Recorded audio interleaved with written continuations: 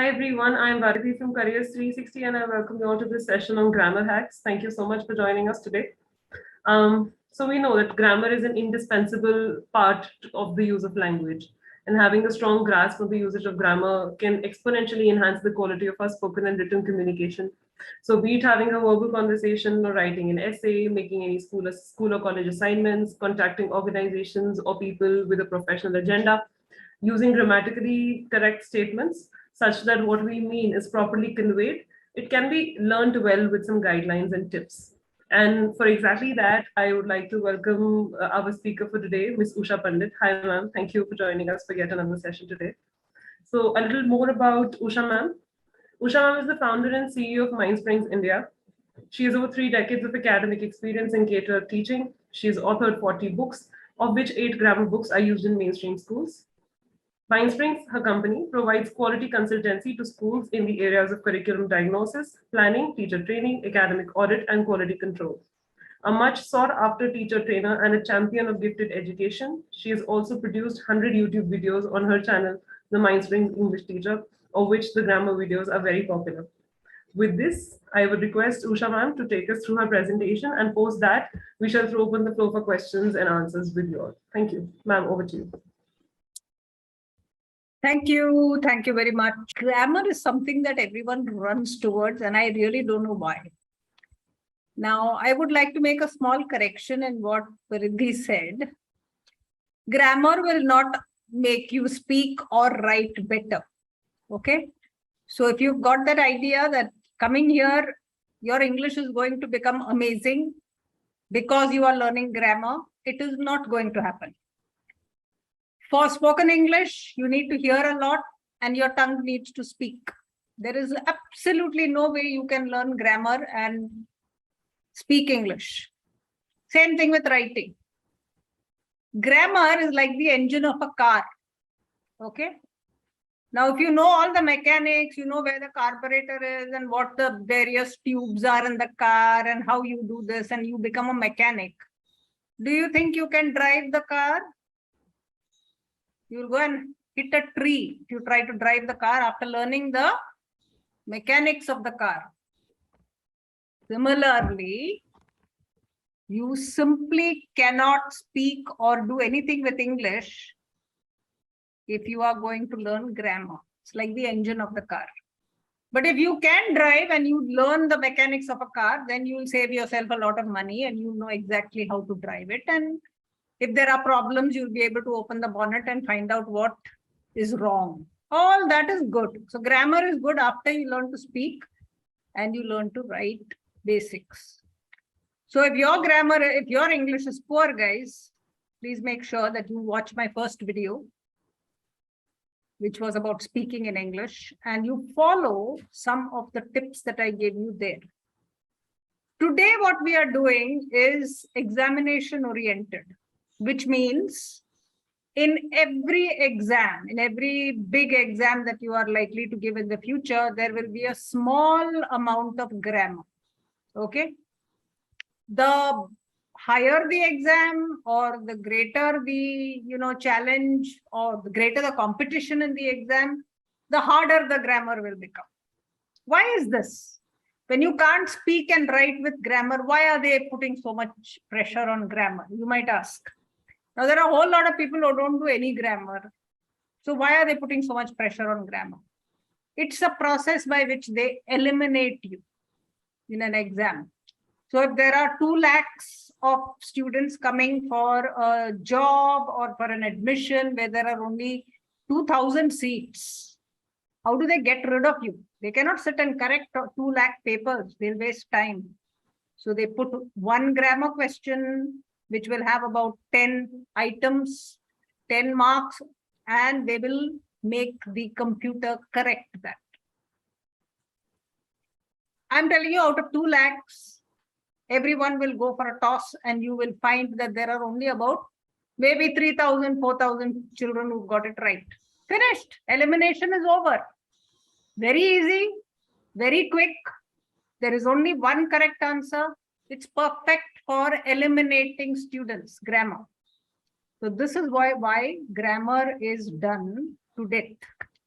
The unfortunate thing is grammar is taught badly in your schools. And so if you, when I do this video, if you find that, oh, I don't know this, I can't understand this, I don't know what she's saying. If you go like this, please point all the fingers to yourself, because it means that you have not been taught properly.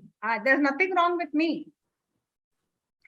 There's nothing wrong with my presentation. It's not like I'm doing something that nobody understands. But if you haven't been taught properly, you would have forgotten everything that you learned before.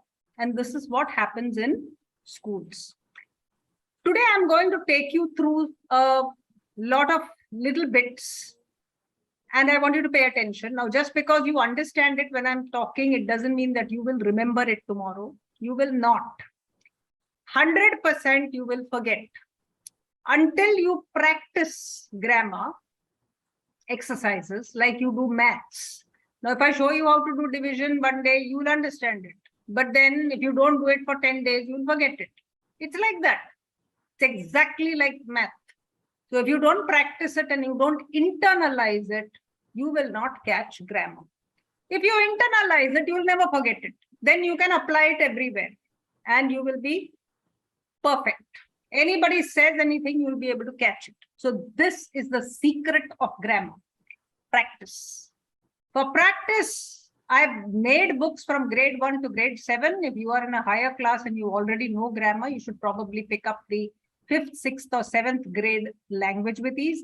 Buy it, practice with it. Answers are on Kindle. You don't work with grammar, it will never be yours. Okay? And every exam that you do in the future, you will have a small component of grammar. So, okay, without further ado, let me start my PPT. Great. So today is the third session and this is grammar, and let's look at grammar hacks. So there are many complications in grammar and therefore we want hacks. Hacks doesn't mean you just say, here is a shortcut. Chalo karte hain. It won't happen like that. Please understand the grammar and then do the hacking. Okay. So this is something to remember. I will do some basic complications, and there are many complications in grammar. You understand the complications, you'll be fine. I think I already talked to you about this, so I'm not going to repeat it. Function is the most important word in grammar, the function of grammar. So when you say that is a noun, you need to ask in the sentence, what does it do? Function means what does the word do in the sentence? Function. Just remember this word, very important word. What does it do? A word is not automatically a part of speech. If I say the word light, it doesn't mean that it is automatically a noun. If I say the light was poor, then it's a noun. What was poor? The light. Noun. The light color suits you. What kind of color? Light color. Adjective. I'm going light on my lunch. Going how? Light. Which means I'm not going to eat much. Adverb. The light, I light the lamps every day. Action, verb. So you see the same word light, depending on how you use it in a sentence, the part of speech will change. So do not jump at light and say noun, noun, noun, noun. It will be wrong. So be very careful. Function is everything. There is something to remember. Now I've given you several words: smart, lead, pan, spelt. Everything you can take and try to do this. Sometimes you may not get an adverb, sometimes you may not get an adjective, but at least one or two things you will be able to change it. You will be able to use it as a function. Now let's hack the noun group. Let's show you where the problems are in the noun group. Noun is very easy. You'll say, oh, what is their name, place, animal thing? We have all done it in school. Oh, it's so easy. The difficult part in the noun group is that abstract noun. Okay? Abstract noun is the neglected noun. Ab kya hota hai? They in primary, they do common, proper, collective, and then when they come to abstract, they jump through it. They don't do it properly. But that is the hardest noun. So the abstract noun is not just the name of a quality, but it's also the name of an idea, of a feeling, of an institution. Everything is an abstract noun. It will end in these endings. So I hope you're taking screenshots. If you don't get this video again, or if you get the video again, watch it again. But all those endings are abstract nouns. Something to remember. You see this word ment, ship, could, see, itty, ism, abstract noun. You can close your eyes and say abstract noun. Like atheist, I've given you all the words. Now, if you look at the abstract noun, there's bhari words, very good words. You use some of these words in your essays, you will get very good marks. So the abstract noun is a very, very, robust part of English. Let us do an ID check. Let's say, what is a noun? Now, if I see the word cowardice, I might call it an adjective, because I'll say, it looks like an adjective. People do this. Teachers do this. So I trained about 800 teachers during the pandemic, and teachers' grammar was terrible. So they would look at it and say, Miss, it looks like a adjective. Don't do this. Find out what work it is doing. Now, if you want a noun, if you want to find out if it's a noun, what do you need to do? You need to put a article in front of it. If I can say the cowardice is terrible, then if I can put a the in front of it, or an or an, then it is likely to be a noun. Now, a noun is often a subject of a verb. So cowardice is, I can say cowardice is, cowardice was, cowardice should be. I can put a verb after it. Cowardice is a terrible thing. Now, what else can I do for a noun check? Is it an idea? Cowardice? Yes, it's a quality. It's a sort of a quality. Yes, so it sounds correct. And a determiner, like I told you, it will also be an object of a preposition. Preposition like of, or to, or with. You cannot go around with this cowardice. If I say that, with what? With cowardice. Prepositions, object. So the noun has got 4 ID checks. In case you have never learned it, there's something to remember. Every time you come across a problem, you must remember that a noun is the object of a preposition. That means after a preposition, you will get a noun. And in multiple places, it will make your way easy if you remember this. But just because I told you today, if you think, oh, I'll remember, I got it, I'll remember, you are mistaken. In 1 month from now, if you try to remember what I said here today, you will have forgotten. You will only remember it if you start working with it.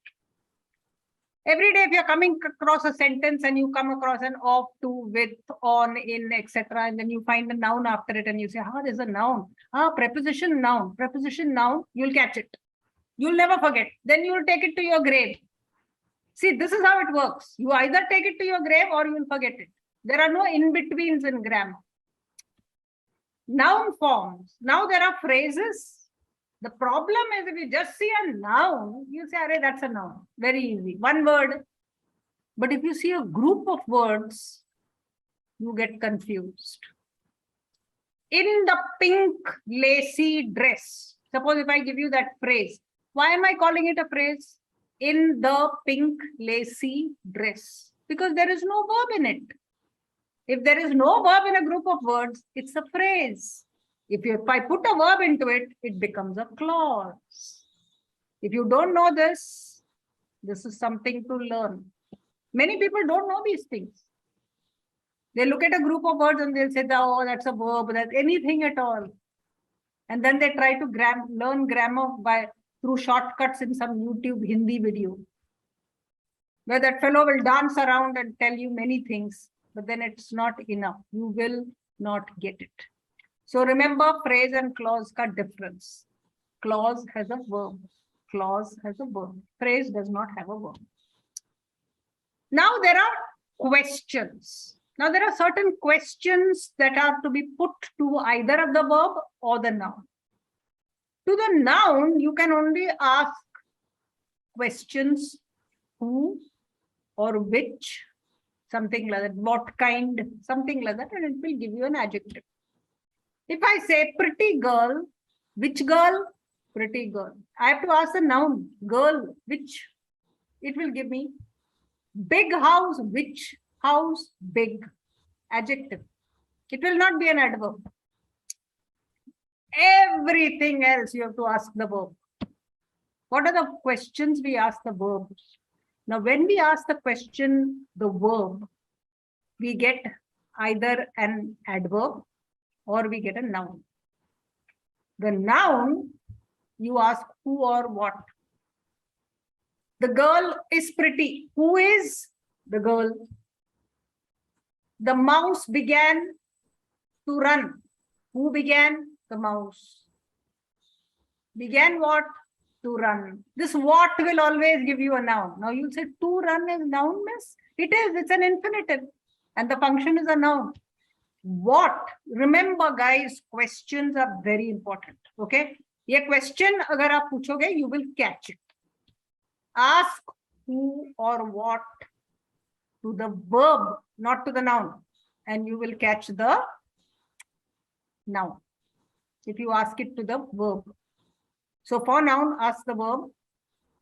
For adjective, ask the noun. So this is the rule. Just write these things down, and whenever you see a sentence, ask yourself, is it, just do some self-study and you will get it. For adverb, all the other questions. When, why, where, how, what if, although, what, all of these questions, if you ask the verb, you will get the adverb. So this is your basic clause and phrase. Okay, adverb, noun, adjective. These are your subordinate clauses, in case you have learned them in school. So in the noun, there is another complication. Like I told you, the mouse began to run. What is to run? It is called an infinitive. To plus the verb. It does the function of a noun. Similarly, if I say dancing is fun, what is fun? Dancing. If I ask the question to is, what is dancing? ING word, gerund. We'll do more about gerunds in a bit. But remember, gerunds are those ING words which does not have a helper in front of it. If I say she is dancing all day, then is dancing will become a verb because it's telling a continuous tense, dancing all the time. But if dancing it does not have anything in front of it like is, was, will be, should be, etc. Alone, if it comes ING word in front of a verb, it is a gerund. Most of the times, not always, we'll do that complication also. So remember these tips. The noun can be many things. The noun is not just name, place, animal, thing. Ha, ho gaya, noun is over. Nah. Noun has got all these problems. So aram se look at this and ask yourself, hey, what is a noun? Gerund is a noun, infinitive is a noun. So many things are coming as nouns, phrases and clauses. This is it. Nominalization means everything can be transformed. So if I give you a verb, I tell you, chalo, make it a noun. You should be able to make it a noun. And you should do an ID check to find out if it's a noun. So for example, if I give you the word lovely, what is a noun? I can't say the lovely. I have to say the lovely girl. I'm talking about the girl. Which girl? Lovely girl. So lovely is an adjective. Now, if I want to change it into a noun, I will put one of these. I'll put that ness, loveliness. The loveliness was stunning. The loveliness. The dal diya uske samne. It is a noun. Similarly, eat, eatery. Eatery is a place, name, place, animal, thing. Similarly, beautiful is an adjective and beauty is the noun. Abstract. This is your noun group. Just because I told you, you won't get it. You will have to practice. You will have to practice. But it's good to know. If you don't know anything and you are just walking around trying to solve some very quick shortcut somewhere, ye aisa karo, ye idhar dalo, if you see this, do that. If you take this kind of tips, you will be in trouble. Take a little trouble and you will be good, because all your other exams in future, you are likely to have a grammar component. Hacking adjectives. Now let's come to adjectives. An adjective always has a noun attached to it. They're like husband and wife. If you have an adjective, it will have a noun. Because what will the adjective do alone? What is it describing? It has to describe something. It has to describe a noun. So look for the noun. Where is the noun? If somebody says it's an adjective, say where is the noun? Always, always. Okay. Some adjectives come before the noun. They're called attributive, and some come after. This is a complication.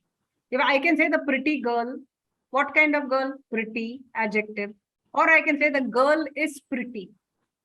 Now, when I say is pretty, pretty is coming after the verb. That is also an adjective, and it's what you call the predicative adjective. So it can come before or after. Are past participle adjectives. This is another one. So you have these things called past participles, like taken, tired, eaten, gone, many like that. These are called past participles. An easy way to find a past participle is to put had. Had gone, had taken, had eaten, had slept, had come, had gone. If you put had and then ask for the verb, you will get the correct past participle. Then get rid of that had. And only what is left, that is your past participle. Okay. So had we are going to use only to get the past participle. Once we get it, we are going to throw the had out. So now your past participle is also an adjective. How? That is the question. So if I say the girl was tired, the tired is telling me more about the girl. It's not a verb. Was tired is not a verb. The girl was tired. I can say the girl was happy. I can say the girl was sweet. I can say the girl was beautiful. All are adjectives. The girl was tired. Tired is also an adjective. So you will find that past participles will be part of adjectives. The fallen snow. The fallen snow made the land white. Fallen, therefore, is an adjective. Adjective or passive verb. Ab kya hota hai? When you have was, like I say, was broken. The broken was is very clear. Before the noun, you've got an adjective. But if I say the vase was broken, it is also an adjective because it's coming after was. But you will say, Miss, what about passive voice? Suppose I say the vase was broken by the boy. Was broken is passive voice. So guys, passive voice and this past participle adjective are an overlap. Now you say, how can you overlap like that? You can, because the meaning of both are the same. So therefore, this is one of those things where there is an overlap in the label and both are correct. Okay, because the meaning is the same. If the meaning was different, we would have had a problem. Adjective functions are, this is a good one to have if you want to describe something in something like, let us say you want to write an essay and you want to describe a tablecloth, then, and you can't think of anything, then these words come in handy. It's called dosa's com. Khane ka dosa and com, composition. Just remember this dosa's com. And what are they? They're determiners, opinion, size, age, shape, color, origin, material, purpose. These are the number of kinds of adjectives we have. And if you look at this sentence, the wonderful, the is an adjective because it means one. Wonderful is an opinion. You might say wonderful, I might say rubbish. Large, size, age, ancient, oblong shape, color, brown, Chinese origin, material, wooden, and purpose, writing, table.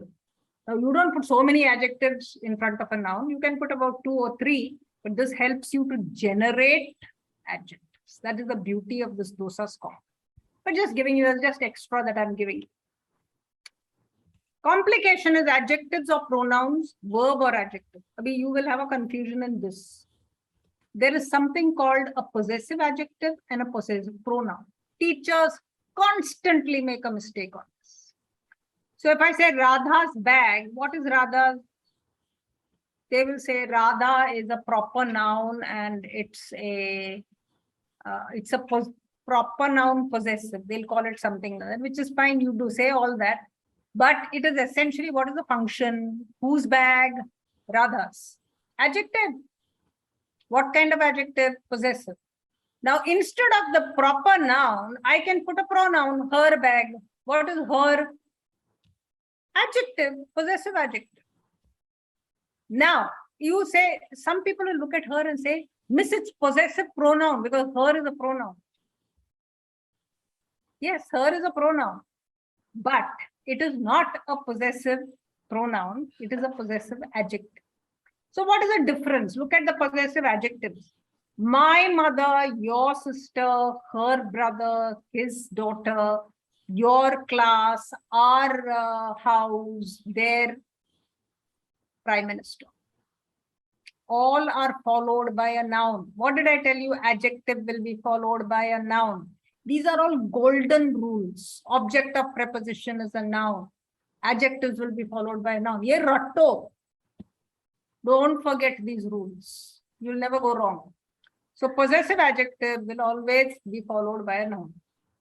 What are possessive pronouns? Pronoun is what stands in place of a noun. Now, when something is standing in place of a noun, how can you have a noun after that?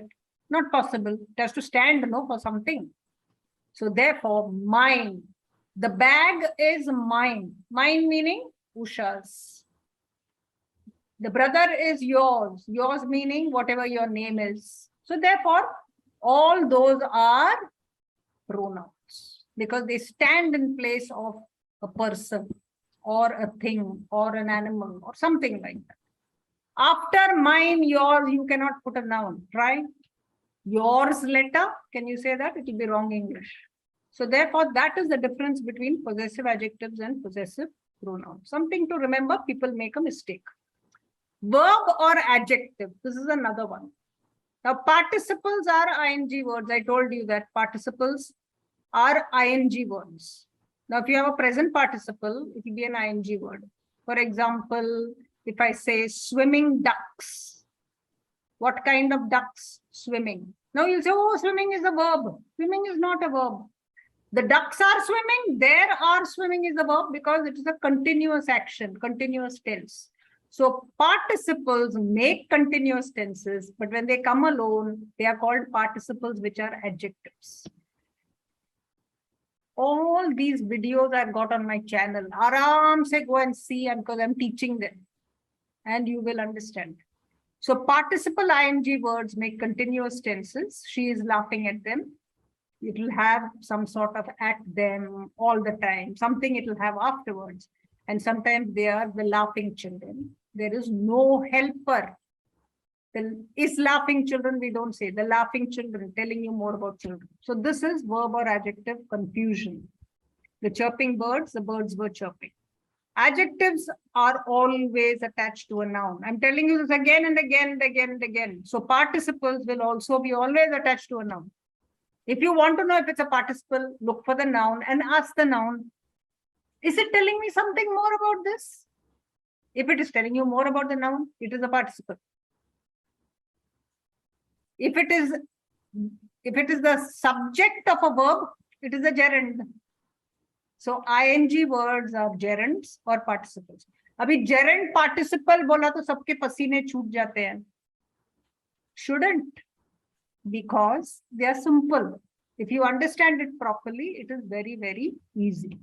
So ask if the ing word is describing a noun or whether it is the subject of a noun. And you will catch it. Adjectives and pronouns, I think we already did this, but it's not just his and her. Sometimes you will have adjectives like some bags, his shirt, that was, each child, whose book, few cities, all these are adjectives. So when you see words like this, you don't know what they are. So you will be able to tell. Now, if you want a pronoun, you'll say some are roomy, that is his, that is pretty. See, there's no noun after it. Each is important. Whose is this? Few are bigger. No noun anywhere. Pronoun. So then the same words which are adjective are also pronouns. But after an adjective, you will get a noun. After a pronoun, you will not get a noun. That is the mool mantra. Just remember it, write it down somewhere and think about it. Verbs and its imposters. I told you gerunds, participles, infinitives. There can be no sentence without a verb. Okay. Abhi, in all your simple, compound, complex sentences, The biggest mistake people make is they do not pick out the verbs properly. If you don't pick out the verbs properly, you will never get it right. This is something to remember. I've done lots of videos. Go and take a look at it. That's the best way to learn. Even if you have one word in a sentence like go, it is going to be a verb. So verb is critical.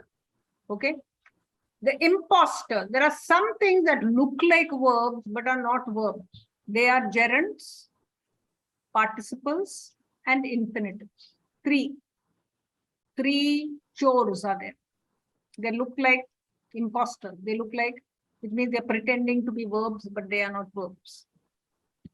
An ing word without a helper before it, if you don't have is, was, were, etc., then it is not a verb. If I say swimming is my hobby, what is my hobby? Swimming. Gerund, noun. I can say chess is my hobby. Will you say chess is a verb? Abhi ing dekh ke you can't say, oh, verb. You can't do this. Oh, I can swim like this. It is verb. You can't. Because swimming does not have is swimming, was swimming, nothing in front of it. And it is the subject of a noun. It's a gerund.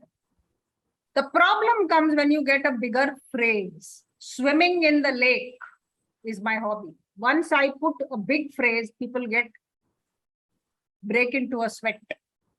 Swimming in the lake is my hobby. It's the same as swimming is my hobby. I'm just extending it, isn't it?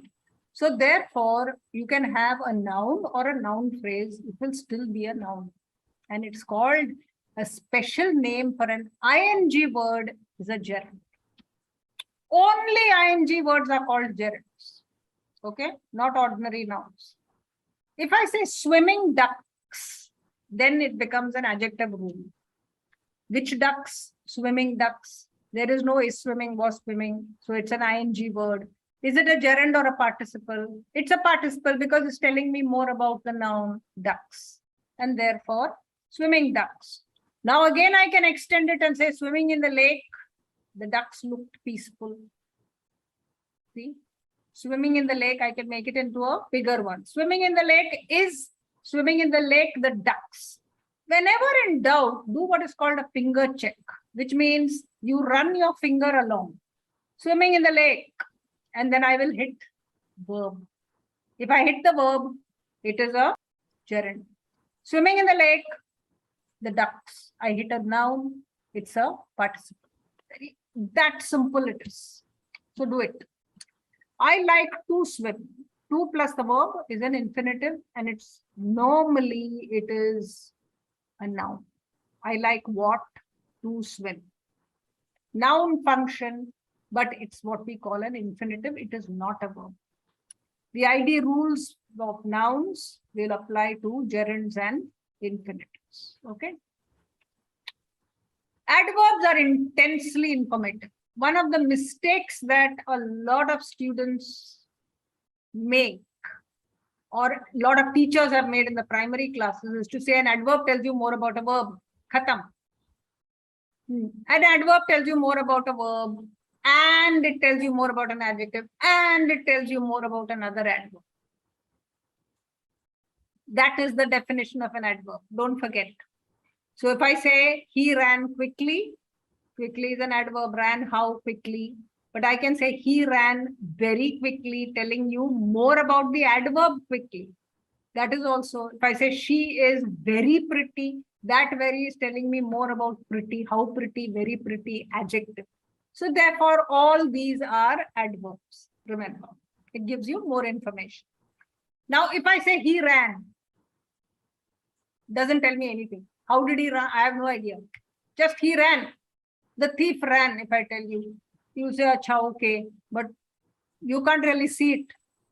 Now, if I say the thief ran, how, why, when, where, although, what, on what condition, compared to what, consequent to what, all of them then become adverbs that are telling you more about the verb run. Ran how quickly, ran when, now, ran then, ran after some time, clause, phrase, everything I can put. But if it answers these questions, ran where, ran why, Ran why? Ran on being chased. Ran because he was chased. Phrase, clause. Jo bhi you put, if you answer these questions, if you ask the verb and you get these answers, they are adverbs. I told you, questions are very important. So Aram say, look at this and find out how adverbs are caught. Catch the adverb. Prepositions are small yet powerful. Preposition, chote words. If I say the house is near the mountain, near is a preposition. There's a mountain and then there's a house and it's close together. If I say the house is on the mountain, the house jump karke, it will go on top of the mountain. If I say the house is behind the mountain, you won't see the house at all. So all these preposition words are words that will move the house all over the place. That is how powerful they are, prepositions. So prepositions and adverbs share the same words. Abhi dekho complication. It never leaves you. Suppose I say he ran away. What is away?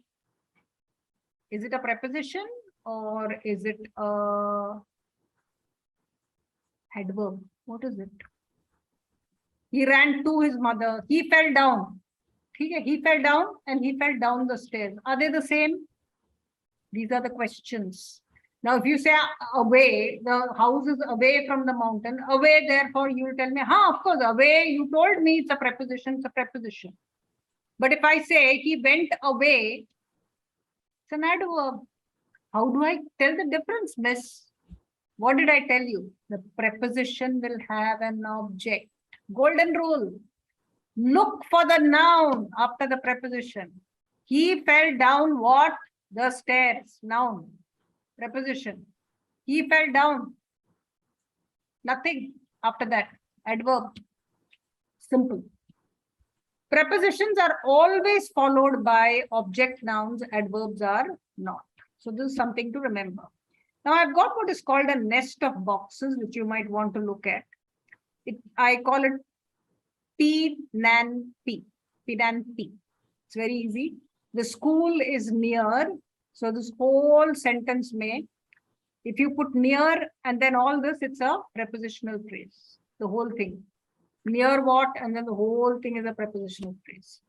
Now, if I cut out the near and just take the and then up to statue, it's a noun phrase. If I cut the and statue, take out the nouns, it becomes an adjectival phrase. So it's like a nest of boxes. Preposition ke andar noun, uske andar adjective. That is how it works. These prepositional phrases can either be adjectival or they can be adverbial. Adjectival if they tell you more about a noun. Adverbial if they tell you more about the verb. This is something again to remember. Always ask, are they telling me more about the noun or are they telling me more about the verb? And you will get your answer. There is no special function for that prepositional phrase. It has to either be adjectival or it has to be adverbial. It cannot, on its own, it has got absolutely no function. It can just show me position, it can show me direction, it can show me time. But that whole thing will always tell me either more about somebody or it will tell me something about an action. Okay, so read that carefully and understand what I told you. Another very good trick I've got is I say reduce, substitute, and extend. Okay, now what do I mean by that? If I say the girl in awe of her highly talented and extremely arrogant princess of the highly talented blah, blah, blah, blah, blah, blah, was tongue-tied. What is my base sentence? I'm saying the girl was tongue-tied. All this andar ka masala will actually confuse me. Completely confuse me. So what I tell people is, usko reduce karo. Take out all the noise and make it into a simple word. I will just get the odd girl was tongue-tied. So odd can be reduced from that big one. I have reduced it to odd. So if the odd girl now is an adjective, which girl, odd girl. So that entire thing in, oh, blah, blah, blah, blah, blah, blah, arrogant princess, blah, blah, blah, blah, is an adjectival phrase. If it's got a verb, it will be an adjectival clause. It's very simple. If you catch it like that, it's simple. If you don't catch it like that, it will kill you, sentences like this. And if you are planning to go abroad, my dears, you will have to do sentences that are that big in order to get there. At that time, you will run around, you will pay some lakhs of rupees and sit in some classes, and that man will kill you with the grammar. Don't do it. Understand it properly. Do yourself a favor. That is simplification. Substitution is where you take that long thing, in awe of the highly talented, blah, blah, blah, blah, blah, and you make a small substitute phrase. Suppose I say the girl, I forget about that, all talented and all, too much noise, just make a small phrase, in the pink dress was tongue-tied. Can I say that? Yes. What have I done? I have substituted it. Like I told you, swimming is fun. Substitution, chess is fun. Golf is fun. All are gerunds. You cannot substitute a noun with an adjective, an adverb with a noun, and all. You simply cannot do it. It has like for like is a substitution. Extension is when you take the same sentence and you expand it. Who was completely in awe? I can go on expanding that sentence and I will get a really nice, good sentence for writing.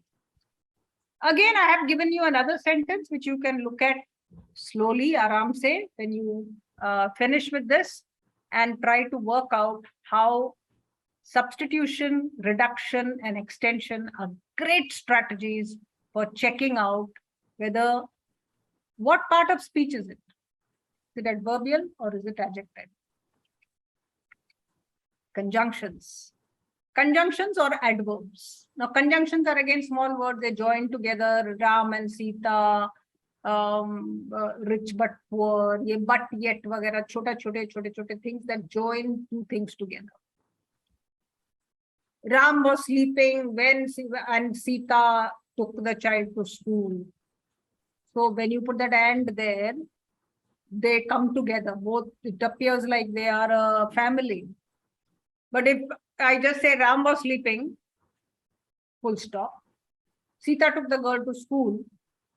They may be in two different states. Ram may be in Mumbai and Sita may be in Chennai. They may not be related. That and puts it together. See, a conjunction, that is this power of a conjunction. It joins ideas together.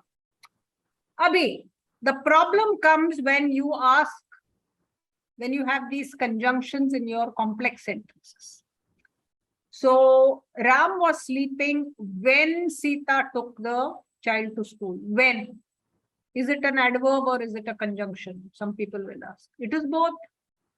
It is both because it's telling you the time, but it's also joining two sentences together. So that is your adverb and conjunction wala problem. Sometimes they are both.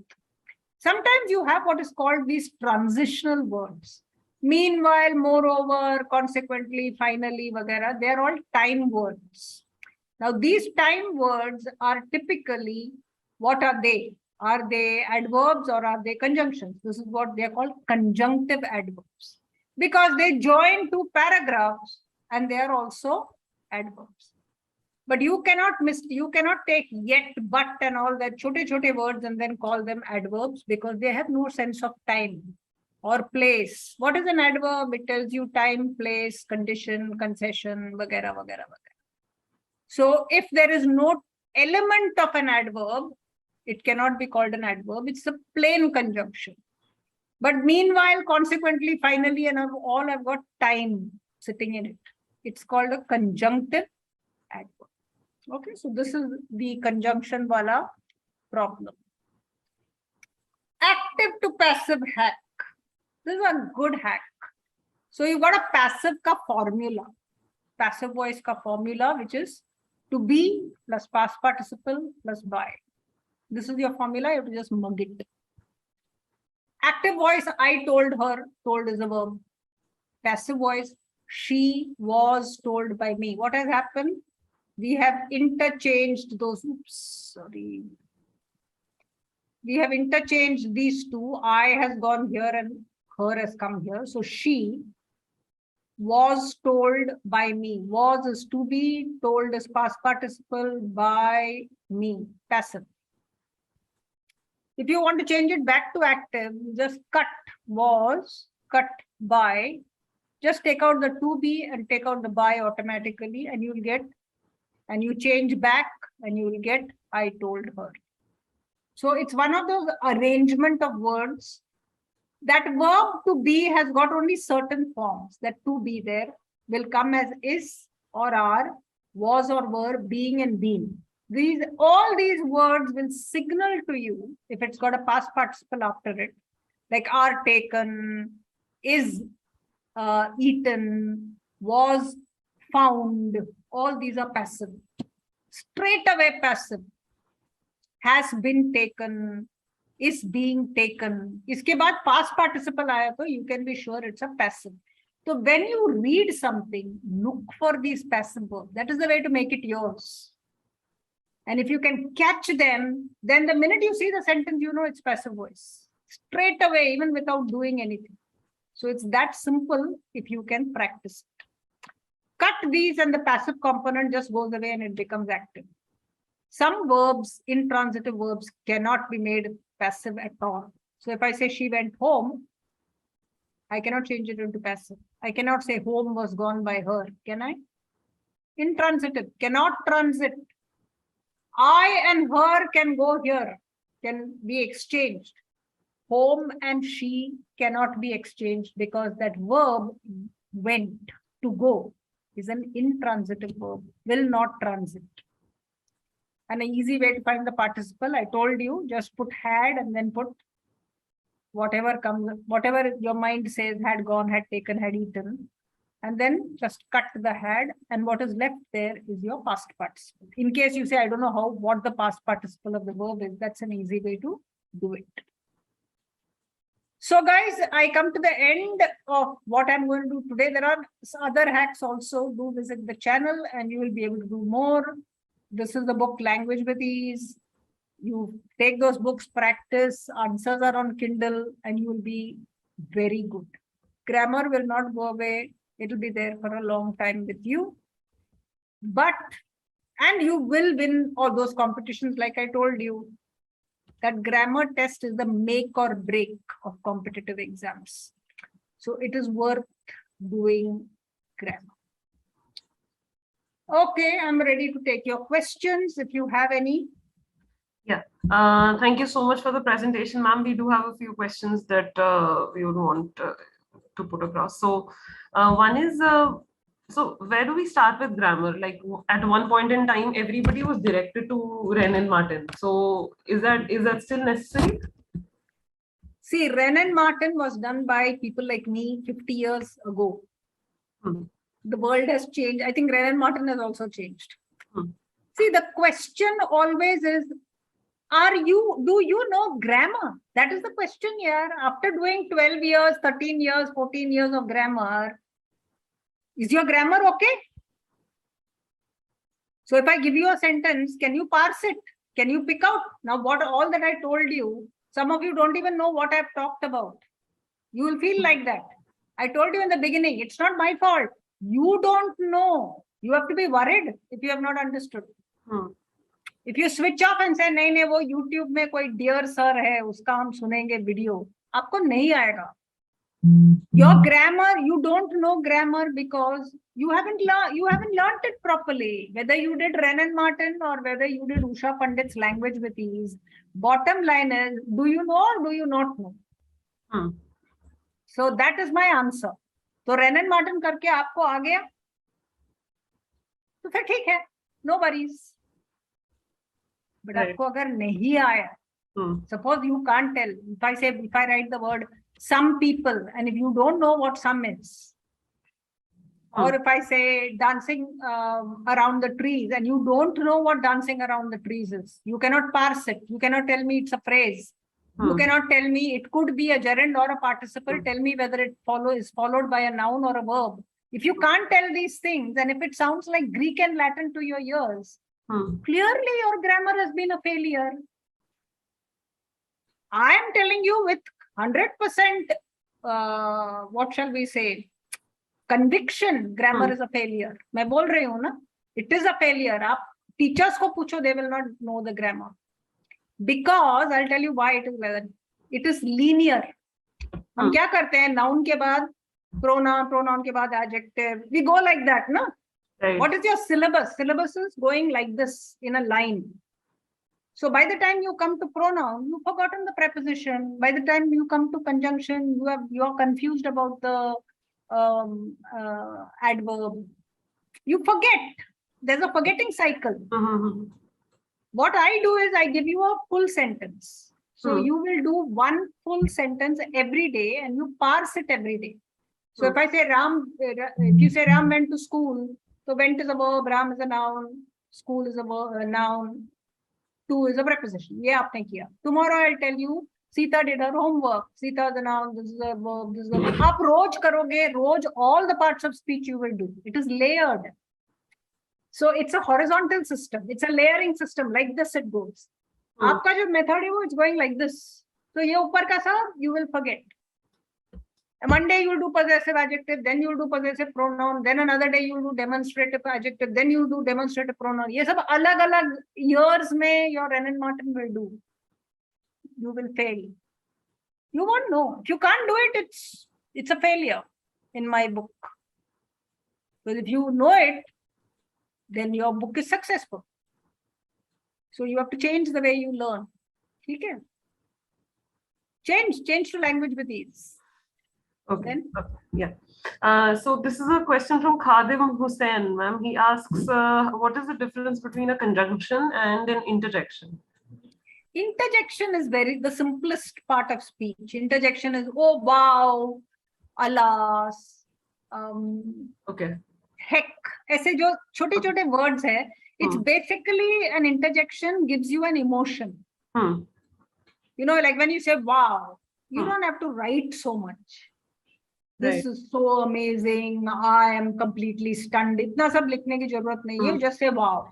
So interjection. The exclamation mark डालना है उसपे. Okay. So in the beginning of the webinar only, ma'am, you said that grammar doesn't necessarily lead to better spoken or written language. Yeah. But looking at it the other way around, does reading enhance the way we use grammar? I mean, does reading have a positive impact on our capacity? See, everything will have some impact on you, provided you are mindful. तो even grammar अगर हमने बहुत ही बारीकी से pay attention focus करके if you do something it will rub off on you. So when you are reading there are many types of reading. अभी reading एक होता है where I just consume books. Okay, consume books means मैंने fiction उठाया, Harry Potter खत्म किया, उसके बाद हमने ये शुरू किया, फिर उसके बाद वो शुरू किया, then I keep on reading the Da Vinci Code किया, ये किया, वो किया, whatever books come I keep reading. ये इसको बोलते हैं consumption. It becomes like junk food.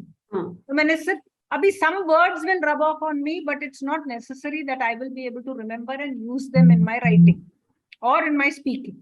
ठीक है. So this is one kind. Now some people have photographic memories. Some people, when they read, they remember entire phrases and they can use it in their writing. But those people are not common. Most people forget. They just read for the story. कोई भी book आपने जो पढ़ा है, you just think about it, and you say आपको क्या याद है? अभी Da Vinci Code everybody has read. What do you remember? And you will not even remember the story. But you have read it with so much interest when you were reading it. You can't remember what it was about. Because you consumed it. You did not pay attention. Abhi jo books, when we do it in school, we do it very thoroughly. We do critical thinking with it. We do characterization with it. You are more likely to remember your Great Expectations or Shakespeare or something that you did in school.